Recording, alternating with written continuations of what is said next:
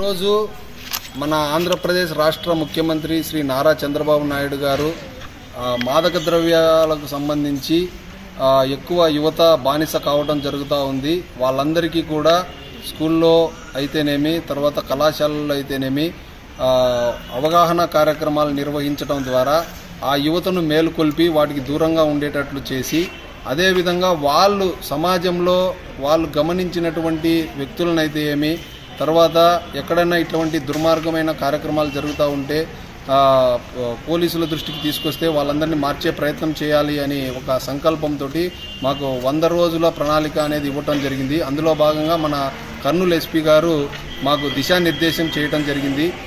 మన కృష్ణకాంత్ సార్ గారు, కర్నూలు జిల్లా ఎస్పీ గారు, మరియు additional SP SCB Nagaraj sir గారు, అలాగే Kurnool enforcement superintendent SCB Ravikumar sir గారు, వీళ్ళందరూ కూడా మాకు రోజు మీరు ఈరోజు ఏ కళాశాలలో చేశారు, ఏ స్కూల్లో చేశారు, ఎంతమందికి అవేర్నెస్ కండక్ట్ చేశారు అని వాళ్ళు మమ్మల్ని తరచూ గైడ్ చేసి దిశానిర్దేశం చేస్తూ ఉండగా మేము ఈరోజు మన జెడ్పీ బాయ్స్ హై స్కూల్ ఎమ్మిగనూరులో అవగాహన కార్యక్రమము చేపట్టడం జరిగింది. ఇందులో హెడ్ మాస్టర్ గారు, మేడం గారు మాకు కోఆపరేట్ చేసి ఈరోజు ఇక్కడ పెట్టుకోవడానికి అనుమతించినందుకు, అలాగే ఈ డ్రగ్స్ వల్ల జరిగే దుష్పరిణామాలన్నింటినీ కూడా విద్యార్థులకు తెలియజేయడం జరిగింది. వాళ్ళు కూడా చక్కగా విని వాళ్ళ యొక్క సమాధానాలు కూడా చెప్పడంతో నాకు వాళ్ళకు కూడా కొంత మేరకు అవగాహన కలిగించినాననే ఒక కాన్ఫిడెన్స్ వచ్చింది.